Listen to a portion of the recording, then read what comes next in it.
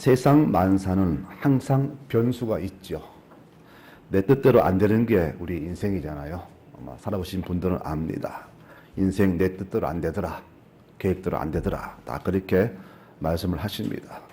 내 인생이 내 뜻대로 되고 계획대로 다 된다면 누가 성공하지 못하겠습니까? 그런데 세상은 그렇지 않더라고요.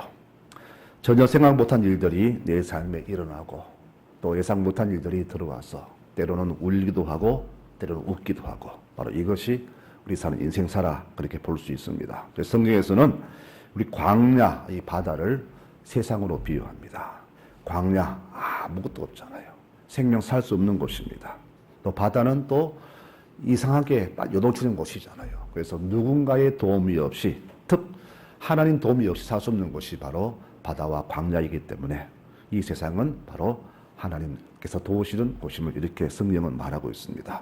이렇게 세상에는 하나님이 도우심이 없으면 살 수 없는 곳이라는 것을 우리가 염두에 두면서 오늘 말씀을 들었으면 좋겠습니다. 오늘 이야기는 우리가 여리고 전투 다음에 이어진 제2차 전투, 아이성 전투 이야기입니다.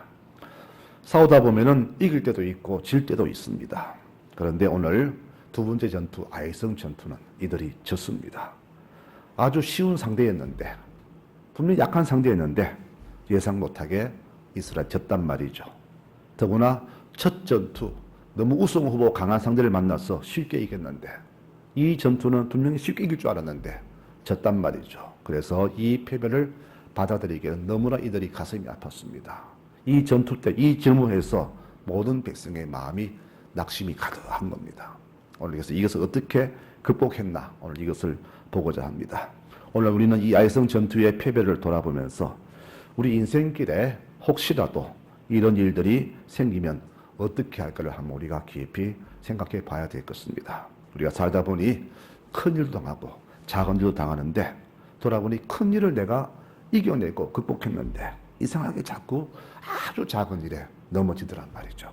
이 작은 일이 점점 커져서 큰 일이 되고 결국 인생 전체를 실패하게 만들 일들이 많더라는 것이죠. 그래서 오늘 이 말씀 속에서 내게 이런 일을 당했을 때에 앞으로 어떻게 할 것인가를 말씀 속에서 한번 찾아보고자 합니다.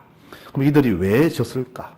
이유를 한 두 가지로 찾아봅니다. 첫째는요, 이 백성들이 기도에 소홀했기 때문에 이 전투에 졌습니다. 자, 이들이 가나안 입성에서 첫 전투는 바로 난공불락의 여리고성 전투였습니다. 이 전투는 사실 이스라엘이 이길 수 없는 전쟁이에요. 따지자면은 우리 대한민국 60만 병력과 미국과의 싸움입니다. 이길 수 없는 전쟁이에요. 그런데 이겼습니다. 기가 막힌 일이죠. 그런데 왜 나보다 더 작은 약한 저 작은 나라의 전투에서 졌을까? 분석해도 질 이유가 없습니다. 이긴 것도 이유가 분석이 안 되고 진 것도 분석이 안 됩니다. 그런데 성경은 그 이유를 성경에서 찾으라 합니다. 무슨 이유일까? 기도하지 않았기 때문에 그렇습니다. 자, 그러면요, 그때 첫 전투, 일곱 전투를 한번 돌아보겠습니다. 너희 모든 군사는 하루 한 번씩 성주일을 매일 돌아라. 그리고 일곱째 날에는 일곱 바퀴를 돌아라. 그런 후에 나팔을 불고 백성들은 큰 소리로 외쳐라. 그러면 저 성벽이 무너질 것이다. 하나님이 직접 작전을 지시하셨습니다. 누가 들어도 이건 작전이 말이 안 되죠. 활을 쏘고 공성전을 벌여야 되는데 하나님은 그거 하지 말고 그렇게 하라는 겁니다. 누가 봐도 우스운 이야기인데 하지만 이스라엘 백성에게는 다른 선택사항이 없었어요. 이 외에는 이 말씀 외에는 이 복종하지 않고는 이길 방법이 없었다는 것이죠. 결국 우리 신앙생도 그렇습니다. 내가 말씀대로 순종할 때 어떤 여리고성도 무너지지만은 내가 말씀에 불순종할 때는 늘 실패한다는 것을 우리가 겪어왔잖아요. 그래서 순종하는 그 말이 승리의 삶이라는 것을 오늘 우리가 먼저 깨닫게 됩니다. 자, 그러면은 이들이 이 여리고성 전투에서 얼마나 기도를 많이 했을까요? 부푼 기대를 걸고 40년 광야 생활을 마치고 강을 건너왔는데 첫 마주치는 전투가 도저히 이길 수 없는 여리고성이란 말이죠. 그런데 하나님은 이긴다 하십니다. 근데 무슨 근거로 이깁니까? 그래 이들이 얼마나 불안했을까요? 그래서 날마다 기도에 정말로 힘썼을 것입니다. 아침 일찍 일어나서 온 백성이 예배를 드렸을 것이고 한 마음으로 그들이 기도로 아마 힘을 쌓았을 겁니다. 온 백성이 마음을 모아서 간절한 심령으로 승리를 염원했을 것입니다. 우리 역시 그렇잖아요. 내 삶에 정말로 가정에 큰 일이 닥치고 힘든 일이 닥치고 내 힘을 할 수 없는 일이 생길 때에 어떻게 합니까? 우리가 새벽을 깨우잖아요. 또 때로는 밤을 새우잖아요. 그리고 다른 분들에게 이런 일이 있다, 도와달라, 기도해달라, 그렇게 우리 부탁하잖아요. 그러니까 우리는 이런 성 앞에서 기도 안 하면 안 되잖아요. 이 기도로 예고성이 무너졌습니다. 하나님 도우셨지만은 이 도움 앞에 이들은 오직 기도로 하나님의 개입을 원했고, 주께서 기도를 들으시고 이 성을 그냥 무혈입성하도록 그렇게 도와주셨습니다. 그런데 이어진 전투에서는 비참하게 졌다는 말이죠. 그 이유가 무엇일까? 바로 기도에 소홀한 겁니다. 주님, 우리는 왜 귀신을 못 쫓아냈습니까? 우리 안수하실 때에 치유 능력 주셨잖아요. 축사 기능 주셨잖아요. 왜 우리는 손 댔는데 귀신 안 쫓아납니까? 주님 말씀이 뭡니까? 너희가 기도하지 않았기 때문이다. 기도 외에는 절대 그런 능력이 있을 수 없다 그랬습니다. 여러분, 저는 오늘 야외성의 전투 패배가 우리 교회 삶에 가끔 일어났으면 좋겠다 그렇게 생각을 합니다. 여러분 어떠십니까? 그렇지 않죠. 내 삶에 패배는 없고 날마다 이기면 좋겠죠. 물론 좋겠지만은 저는 목회자 입장에서 우리 교우들이 더 크게 성장하고 굳게 서기 위해서는 이런 실패가 가끔 있으면 좋겠다 생각합니다. 여러분, 만사가요 너무 쉽게 풀리면은 간절함이 없어지지요. 그래 어려움에 처해야만이 죽기 살기로 기도에 매달리잖아요. 이스라엘 출애굽 때까지 가나안 임성까지 과정을 봤을 때에 그들의 모든 상황이 좋은 상황 아니었잖아요. 그런데 주께서는 그 모든 상황을 정말로 그들은 도와주셨잖아요. 바다가 갈라졌습니다. 하늘에서 만나가 떨어졌습니다. 바람이 부니까 메추리가 온 하늘을 까맣게 덮어서 이스라엘 진영에 내려와서 부족한 단백질을 보충했습니다. 물이 없는데 바위를 치니까 바위에서 물이 솟아났습니다. 이렇게 만사가 쉽게 해결될 때 이 백성에서 무엇이 사라졌느냐? 바로 기도가 사라진 겁니다. 아, 되네. 가만히 있으니까 주시네. 내 삶에 풍요가 넘치고 편안이 넘칠 때에 사라지는 것이 바로 간절함과 기도가 사라지더라는 겁니다. 사람이 얼마나 간사합니까? 만사가 잘 풀리면은 어느 순간 자신도 모르게 기도에 게을러지고 신앙생활에 게을러집니다. 바로 이 기도의 소홀이 우리의 실패와 패배의 원인이 된 겁니다. 이긴 것은 기도의 힘이고 진 것은 기도에 소홀했기 때문입니다. 혹시 우리 교우 중에 기도 생활에 소홀한 분들 계십니까? 기도해야 됩니다. 여러분, 무릎을 꿇어야 됩니다. 꼭 엄청난 일이 생겨야만이 무릎 꿇는 게 아니라 평소에 늘 엎드려야 됩니다. 여러분, 학생들을 보니까요, 공부 잘하는 학생은 평소에 공부합니다. 그런데 공동대회들은 시험 전날 벼락치기 공부하잖아요. 그 측에서 순간 성적은 좋을지 모르지만은 그때 쌓은 지식이 평생 가지 않잖아요. 지나면 잊어버리잖아요. 우리 신앙생활 그렇게 하고 있잖아요. 늘 편히 있다가 꼭 일이 닥쳐야, 누가 아파야, 집안에 돈 문제 생겨야 그때 엎드리잖아요. 그래 우리 삶이 평생 평안할 수가 없는 겁니다.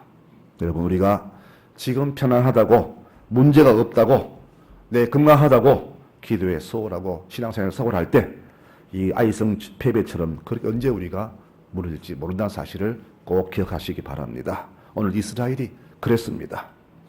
겨우 한 경기 이겼는데 마치 우승한 것처럼 축배를 들다가 이 제상 못한 이 성에서 지고 만 것이죠. 여러분, 우리가 내 삶에 충만하고 만족해야 할 때 교만은 사트고 사탄은 그 교만을 이용해서 우리에게 신앙의 기도 생활에 소홀하게 그렇게 마음을 심어줍니다.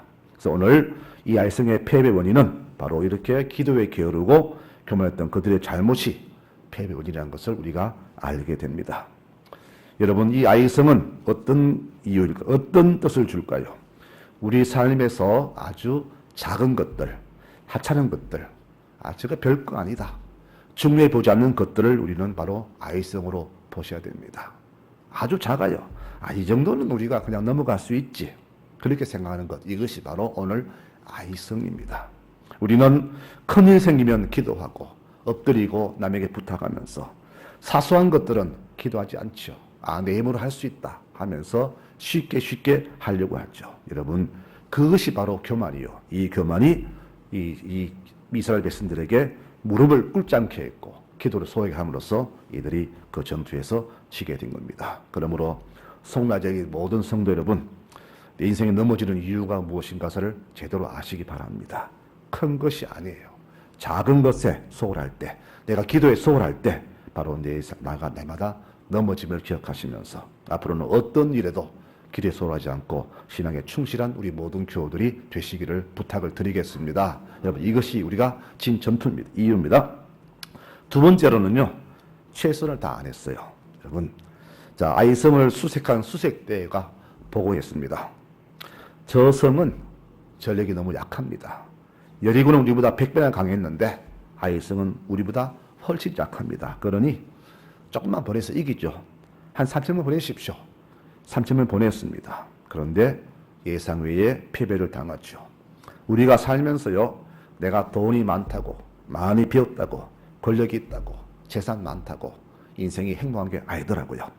우리는 숫자가 많고 강하면 무조건 인생이 승리했다, 이긴다 하지만 그게 아니더라는 겁니다.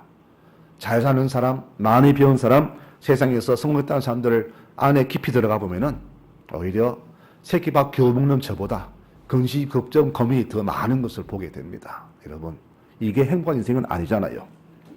승패가 어디서 드러납니까? 내가 여기에 목숨을 거느냐 아니냐, 여기에서 판가름 나잖아요. 여러분, 신앙생활 수준하면 뭐합니까? 목숨 안 거는데, 기도에 무릎 꿇지 않는데, 간절함이 없는데 수십 년 왔다 갔다 한들 내 삶에 무슨 믿음이 생기고 능력이 생깁니까? 아니잖아요. 그런데 간절함으로 매달린 2년, 3년 믿은 성도의 믿음이 더 큰 것을 볼 때에 이것을 어떻게 우리가 분석할까요? 바로 승패는 우리의 간절함입니다. 그러므로 여러분, 내가 실패하는 이유는 뭐냐? 내가 신앙생활에 최선을 다하지 않았기 때문이라는 것을 분명히 마음에 두셔야 됩니다. 우리가 살면서 잊지 말 것은 아무리 쉬운 것이라도 절대 방심하면 안 됩니다. 바울은 고린도전서 10장 11절에 말하기를 자신이 서 있다고 생각하는 사람은 넘어질까 조심하라, 그렇게 경고를 주었습니다. 여러분, 아브라함과 모세, 다윗 이런 믿음의 그자들도 넘어졌잖아요. 왜 넘어졌습니까? 바로 육신적으로 풍요롭고 편안하고 무언가 부족함이 없고 다 이뤘다고 생각할 때 그들은 넘어진 겁니다. 그러면 우리 교우들도 자신이 무엇 때문에 넘어지는지 한번 곰곰이 생각을 해 보셔야 됩니다. 내가 넘어지기까지 어떤 이유가 있었나? 내 삶이 꼬이는 것은 무슨 이유일까? 어떻게 살아왔나? 깊이 돌아보시면은 두 가지 이유가 나올 겁니다. 바로 기도에 게을렀고 신앙생활에 최선 다하지 않은 것. 이것이 바로 그 이유가 될 것입니다. 여러분, 우리는 무슨 일을 할 때마다 항상 최선을 다해야 합니다. 주께서 우리를 보실 때 여러분 무엇을 보시는지 아십니까? 이 땅에서 성공, 충성, 권력, 명예, 저는 그것을 보지 않는다고 생각합니다. 제가 성경 느낀 것은 주님은 우리에게서 너희가 얼마나 너희 믿음의 생활에 최선을 다했느냐, 이것을 보십니다. 최선 다하지 않았던 그 한 달을 더 받은 종은 악하고 게으르다고 인정받으며 쫓겨났습니다. 여러분, 최선 다하는 것이 얼마나 중요한가요? 그래서 이 종은 핑계를 댔잖아요. 주님, 제가 주신 것으로 열심히 수고해야 되는데 제가 좀 많이 바빴습니다. 애 봐줘야 됩니다. 손자 봐줘야 됩니다. 몸이 아파서 제가 못하겠어요. 남편이요, 자꾸 신경 쓰고 반대합니다. 시댁에서도 반대하고 집안 분위기도 엉망이고 또 애들 너무 어리잖아요. 그래서 애 좀 키워놓고 제가 봉사할게요. 핑계는 맞잖아요. 이해가 됐죠? 맞네. 저 집은 안 해주면 안 되겠네. 그런데 우리는 이해가 되는데 하나님은 이해가 안 됩니다. 왜 그럴까요? 그것은 하나님만이 아시겠죠. 그 핑계대는 사람의 심정, 솔직한 심령을 우리는 모르는데 하나님은 아시겠죠. 여러분, 결국은 무엇이냐? 내가 내 삶, 인생 80 속에서 내가 어떤 이유든 핑계든 여건이든 최선을 다한 것인가 아닌가 그것을 가지고 훗날 주 앞에서 판정받게 된다는 사실을 성경은 능히 말하고 있잖아요. 어떤 분은 말합니다. 내가 한 것이 너무 없어서 너무 부끄럽습니다 라고 말을 합니다. 제가 보니까 사실 이런 분들은요, 누구보다 더 신앙에 열심히 낸 분들입니다. 그러나 뒤돌아보니까 좀 더 잘할 수 있었는데, 좀 더 많이 남겨서 바칠 수 있었는데 그러지 못해서 후회가 된다. 돌아보니 후회되더라는 겁니다. 더 열심히 할 걸, 더 잘할 걸. 여러분, 이게 진짜 신앙의 모습이 아닌가요? 하나님은 그 과부의 동전 2개를 흡족히 받으셨지만은 부자들의 그 자료째 드리는 헌금은 적다고 하셨습니다. 여러분, 양의 많고 적음은 우리 인간의 판결일 뿐 하나님은 우리의 마음이 얼마나 거기에 담겼느냐 그것을 보시고 계십니다. 이렇듯 오늘 아이성의 패배, 우리 신앙생활의 패배는 작은 것을 무시하고 최선 다하지 않은 우리의 교만 때문입니다. 사탄은 이렇게 교묘한 존재입니다. 여러분, 큰 제방이 무너질 때 그냥 무너지지 않습니다. 분명 그 제방에는 어디에 작은 구멍이 나 있습니다. 그 구멍이 속으로 계속 물이 들어치니까 점점 커지면서 제방이 무너지는 겁니다. 여러분, 집중호우와 태풍 때에 제일 먼저 뭘 점검해야 될 것인가? 바로 이 구멍난 곳을 찾는 게 가장 좋은 묘책이 되겠죠.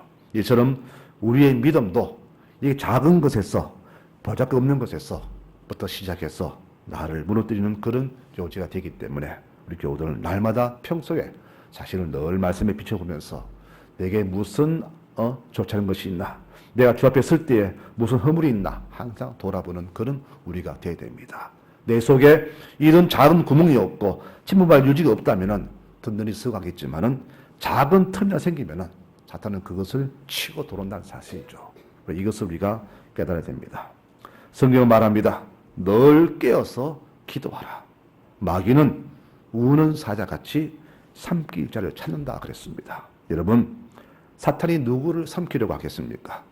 기도에 게으르고 주의 일에 게으르고 지금 삶에 매우 만족하며 매사를 태평하게 여기는 사람을 사탄은 공격 대상으로 삼습니다. 성도 여러분, 우리가 말씀처럼 항상 기도에 힘쓰고 게으르지 아니할 이유를 이제 아시겠습니까? 아이성의 패배는 바로 이것을 망각했기 때문에 그렇게 패배한 것입니다. 그러면은 이 진무수로 끝날까요? 아니죠. 패배를 받는 교사 삼아서 우리는 다시금 새로운 삶을 개척하게 되는데 오늘 이 말씀에서 주시는 교훈이 있습니다. 3가지 교훈인데 말씀드리겠습니다. 첫째는 적은 밖이 아니라 항상 내 안에 있다는 사실을 기억하십시오. 모든 문제의 원인은 바로 나에게 있습니다. 내가 문제입니다. 여러분, 바로 그러므로 우리는 이것을 발견하고 극복해야 됩니다. 내가 나를 이기지 못 다스리면은 내가 무엇을 만나도 지게 되어 있습니다. 그러므로 나의 문제를 절대 외부에서 찾지 마시기 바랍니다. 여러분, 아이성 패배는 그겁니다. 이 정도면 안 되겠나라는 내 속의 자만심이 오늘 이렇게 패배 원인이 된 겁니다. 여리고를 이긴 것은 하나님 하신 일인데 어느 순간 자기들이 이긴 것처럼 그렇게 교만을 떨었고 이 자만심이, 교만이, 나태함이 바로 자신을 무너뜨림으로써 이 전투에 지게 된 것이죠. 여러분, 그러므로 넘어짐의 가장 큰 원인은 바로 나 자신에게 있음을 명심하시고 앞으로는 어떤 작은 바람에도 흔들리지 않고 굳건히 서가는 우리 모든 교우들이 되시기를 축원합니다. 이렇게 우리가 이겨내야 됩니다. 자신을 봐야 됩니다. 2번째 교훈은요, 작은 것을 귀하게 보자는 겁니다. 여러분, 지구상에서 우리 사람을 가장 많이 죽이는 것이 누군지 아십니까? 핵폭탄이요? 아닙니다, 여러분. 모기입니다, 모기. 모기가요, 지구상에 모기가 얼마나 있느냐? 110조 마리의 모기가 있다고 합니다. 어느 책에서 보았습니다. 근데 이 110조 마리의 모기를 퇴치하는 데 드는 예산이 1년에 전 세계적으로 우리 돈으로 13조가 넘는다고 하죠. 그 뭐냐, 주로 모기향을 만들고 에어졸을 만들고 주로 이런 데 쓰는 예산이 13조가 넘는다고 합니다. 그런데요, 이 모기가 사람을 얼마나 죽이는 줄 아십니까? 죽이는지 연간 200만 명이 모기 때문에 죽는다고 합니다. 모기 여러분 우습게 보면 안 됩니다. 재밌는 사실은요, 우리는 사자나 이 맹수를 두려워하잖아요. 근데 이 맹수들을 죽이는 사람은 1년에 한 100명 정도 된답니다. 사자나 호랑이가. 그리고 상어, 늑대 이런 동물들이 사람을 한 10명 정도 이렇게 사망시키지 모기에 비하면 아무것도 아니죠. 이렇게 모기가 가장 무섭습니다. 그런데 더 한 것이 나타났습니다. 그게 뭐냐? 바로 바이러스입니다. 여러분, 코로나 바이러스는 모기보다 더 많은 사람을 죽였습니다. 모기는 눈에 보입니다. 근데 바이러스는 보이지도 않습니다. 특징은 둘 다 작다는 것. 이 작은 것들이 우리를 죽음으로 몰더란 겁니다. 여러분, 하지만 이 코로나 바이러스가 아닌 우리 성도의 귀한 바이러스, 믿음과 소망과 감사의 바이러스는 우리를 다시금 살리는 그런 복된 은혜가 될 것입니다. 이런 바이러스가 우리 삶에 넘쳐나게 해야 됩니다. 여러분, 감사는 작은 거잖아요. 우리는 기도 응답을 크게 보잖아요. 그런데 우리는 감사는 가장 작게 여기잖아요. 감사보다 불평이 더 커 보이잖아요. 그런데 감사를 알고 감사를 귀히 여길 때 우리 바로 이 감사 바이러스가 우리 삶을 성공적으로 만들어준다는 사실입니다. 여러분, 우리 삶은 작은 것들이 좌지우지합니다. 소나기는 바위에 구멍을 내지 못하지만 낙수물은 바위를 패잖아요. 그러므로 지금 살아오면서 우리가 아주 가볍게 여긴 것들, 우습게 여긴 것들, 뭐 그 정도야, 한 번쯤이야 어때? 라는 이 한 번이 바로 2번, 3번, 4번 되고 그것이 나라는 이 제방을 무너뜨린 겁니다. 그러므로 항상 작은 것에 주의하되 또 작은 것에 감사하는 여러분들 되시길 바랍니다. 주의 은혜는 너무나 큰데 내가 느끼지 못해서 하찮게 보는데 이것을 아는 사람은 은혜가 얼마나 큰가를 알게 되는 것이죠. 가장 작게 보이는 은혜가, 안 보이는 은혜가 알고 보니까, 깨닫고 나니까 바로 가장 큰 하나님의 사랑이더라는 겁니다. 이 작은 것을 여러분 깊이 명심하시면서 이 작은 은혜와 믿음을 감사하게 살아가시는 여러분들 되시기를 축원합니다. 마지막으로 교훈은 우리 삶의 탐욕을 물리쳐야 됩니다. 여러분, 오늘 말씀해 보니까 이 백성이 진 가장 큰 원인을 주께서 주의 진노인데 이렇게 말합니다. 이스라엘 백성이 범죄하였으니 아간이 바칠 물건을 착복했다 그랬습니다. 전리품을 주께 바쳐야 되는데 바치는 것 중에서 아간이라는 사람이 몇 개를 빼놨다는 겁니다. 그 많은 것 중에서 몇 개 빼냈는데 하나님은 그 성물 빼난 이 도둑 아간 때문에 진노하시고 이 승리를 패배로 만들어 주신 겁니다. 옷 한 벌입니다. 은덩어리 금덩어리 한 개씩입니다. 많다면 많겠지만 적다면 적습니다. 바로 이 물질 앞에서 탐욕 때문에 아간의 죄가 이렇게 인생의 실패를 만든 겁니다. 여러분, 성경은 모든 패배 원인을 탐욕에서 찾으십니다. 이스라엘이 범죄하여 내가 명령한 나의 언약을 어겼으며 내게 바친 물건을 너희가 도둑질했구나. 그 도둑질한 것을 멸하지 않으면 내가 너희와 함께 가지 않겠다라고 주님 엄하게 경고하셨어요. 여러분, 나의 욕심, 나만 하면 어때? 나 하나쯤이야 하는 이런 생각이 바로 우리 공동체를 물들게 합니다. 여러분, 정말 누룩이 온 광주를 우리가 부풀게 하잖아요. 나 한 명쯤이야 어떤가라는 이런 생각이 우리 교회 전체 분위기를 흐트러뜨리고 신앙을 어둡게 하는 그런 일이 된다는 사실을 기억해야 됩니다. 여러분, 사탄이 바로 그것을 노린 거예요. 오늘 이 아간의 범죄는 대가가 너무나 컸습니다. 성경 보니까 아간과 그 아들들과 그 딸들과 그 모든 재산 짐승들을 악을 골짜기로 끌고 가서 온 백성이 돌로 치고 불살랐다. 성경 그렇게 말합니다. 내가 작은 것을 귀히 여기지 않고 작은 분열을 재수있게 여길 때에 바로 내 가족이 무너지고 가정이 무너지고 교회가 무너진 것을 오늘 성경에서 보게 됩니다. 말씀 맺겠습니다. 여러분 모두가 견고한 성 여리고를 두려워합니다. 이 여리고가 우리 인생의 가장 큰 문제라면은 아이성은 소리 없이 나를 무너뜨리는 작은 사탄의 바이러스 공격입니다. 우리가 바로 이것을 조심해야 됩니다. 모두가 바로 이 아이성에서 무너지더라고요. 다윗은 바세바라는 아이성에서 무너졌고 아브라함은 기근이라는 아이성에서 무너졌습니다. 아이성은 우리가 평생을 살면서 항상 조심하고 돌아봐야 할 그런 자신의 마지막 보루가 될 것입니다. 우리는 무엇을 하기 전에 항상 내가 어떤 형편과 처지 있는가를 항상 돌아보면서 자신을 온전히 만드는데 온 힘을 기울여야 될 것입니다. 성도 여러분, 몸이 조금 아프면 병원에 가시죠. 배고프면 밥을 먹지요. 그런데 내 신앙이 옛날보다 지쳐졌음을 알면서도 왜 그 신앙의 보충에는 힘쓰지 않는지 모르겠습니다. 육신이 너무 부해서 그런가요? 몸이 편하면, 배가 부르면, 아프지 않으면 기도에 소홀해도 됩니까? 신앙생활 게을러도 됩니까? 아니잖아요. 여러분, 가장 중요한 게 이 신앙생활인데 우리가 신앙생활을 가장 하찮게 보잖아요. 육만 잘 때면은, 자녀가 잘 때면은, 내가 부하면은, 안 아프면은 신앙생활은 아주 하찮게 보잖아요. 그 하찮게 보이는 이 가장 귀한 이 신앙이 내게서 사라지고 무너질 때 내가 전체가 무너지잖아요. 오늘 아이성 전투는 그것을 말해줍니다. 여러분, 말씀을 꼭 기억하시기 바랍니다. 작은 것을 귀하게 여기고 내 속에서 정말 귀한 것이 무엇인가를 제대로 파악하고 정말로 겸손한 자세로 믿음을 살아가시는 우리 모든 교우 되시기 바랍니다. 이렇게 내 믿음을 견고히 함으로써 다시는 무너지지 아니하고 넘어지지 아니하고 평생 주 앞에 설 때까지 큰 믿음의 용사로 살아가시는 송나절개 모든 교우들이 되시기를 축원합니다. 아멘.